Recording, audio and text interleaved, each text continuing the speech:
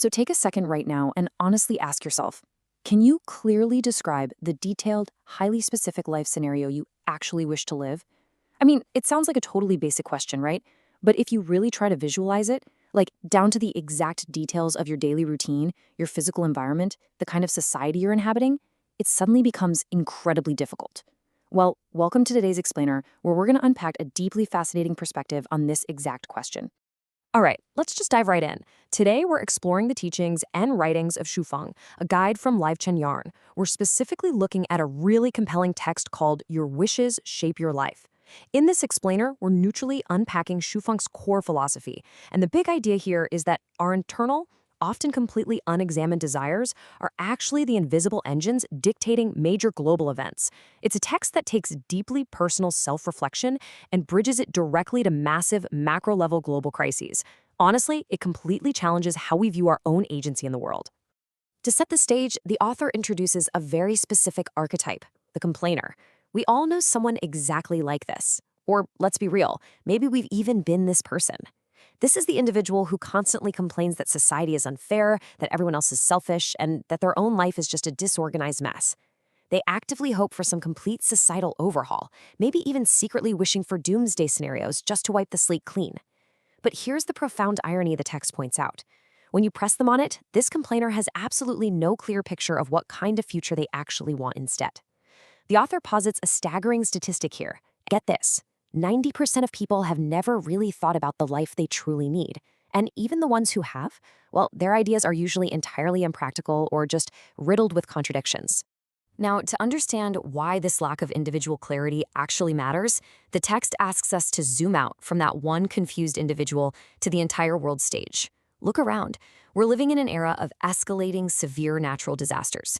We're witnessing devastating geopolitical conflicts. The text specifically notes the Russia-Ukraine war and the Israel-Palestine conflict.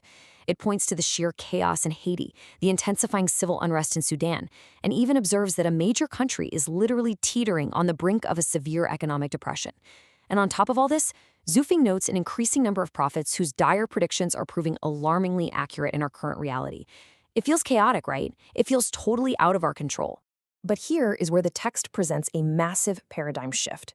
Shufeng states, quote, I can tell you with certainty that all of this is the result of the collective wishes of the people.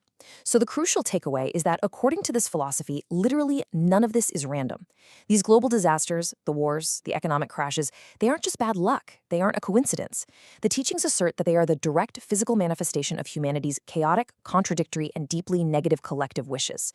Because so many individuals are harboring disorganized or destructive desires, just like our complainer from earlier, the world simply reflects that exact chaos right back at us. Which brings us to the mechanics of prophecy. Why exactly do doomsday predictions seem to come true? Well, the text provides a really fascinating definition of prophecy. An accurate prophecy isn't some inescapable magical fate that we're all doomed to. Rather, a prediction comes true simply because humanity's collective wishes have remained entirely stagnant and unchanged.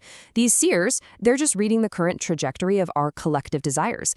The author argues that the very moment the collective wish changes, the entire trajectory of reality changes with it. And when that happens, all of those frightening predictions will instantly fail, and the prophecies will just completely go bankrupt. To really illustrate this concept, the text uses a historical anchor, the 4 lessons of Liao Fan. So first, Yuan Liao Fan has his entire life and destiny precisely predicted by a fortune teller. I mean, it seems totally locked in. But then he receives guidance from a wise man, and this leads to a massive breakthrough. Liao Fan learns the profound principle that one's destiny is actually created by oneself, and fortune is sought by oneself. He actively changes his mindset and his wishes. And the result? The fortune teller's previously accurate predictions completely go bankrupt. Taking conscious control of your desires actively breaks the cycle of a predetermined fate. Now, there is a pretty crucial caveat to all this wishing. The text references Lao Tzu's concept of the Tao, describing it as incredibly fair. The Tao will fulfill everyone's wishes, whatever they happen to be. But Shuifeng introduces a critical rule here. Your wishes absolutely must comply with the laws of nature. It's a natural alignment. You plant a walnut tree, you expect walnuts. That works. But imagine a contradictory mindset. You plant a walnut tree, but you expect it to bear gold. The author uses this analogy to highlight that a wish violating the laws of nature is entirely impractical. You just can't wish for a peaceful society while simultaneously harboring selfish, contradictory, or chaotic desires. It doesn't work like that. So we arrive at the ultimatum for humanity. Two diverging paths. Basically, the author directly contrasts two potential futures for us. In the first scenario, our wishes remain unchanged. The result? Natural disasters are going to intensify further, human society will become far more turbulent, and yep, those dark prophecies will completely come true. But in scenario 2, our collective wishes actually change. Specifically, the author suggests a shift toward a model referred to as sweeping-style communism. If humanity aligns its wishes in this direction, the text asserts that natural disasters will gradually subside, society will shift toward peace, auspiciousness, and what is described as a heavenly life. And importantly, all the predictions of historical and contemporary prophets will completely fail. It's a literal fork in the road.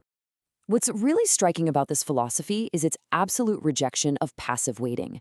The author issues a very strong, very direct concluding warning. Do not wait for gods or Buddhas to save you. Do not wait for some external galactic alliance or extraterrestrial saviors to swoop down and fix the planet. If the state of the world is a product of our collective wishes, then outsourcing the solution to external beings entirely misses the point. Because it all boils down to this. It is precisely us who save ourselves. That is the ultimate empowering anchor of Xu text. We are the architects of the chaos, which means we are also the exact and only ones equipped to dismantle it. It requires taking total, unflinching responsibility for the energy and the desires we are actively broadcasting into the world every single day. Which brings us full circle to a final provocative thought I want to leave you with today. If it's true that our collective wishes are exactly what creates our global reality, what are you wishing for right now? Are your wishes clear? Are they aligned with nature and contributing to peace? Or are you, maybe without even realizing it, planting walnut trees and expecting gold? Take a moment today to really examine your own mindset, because according to this philosophy, your internal world is actively writing the future of ours. Thanks so much for joining me for this explainer, and I'll see you next time.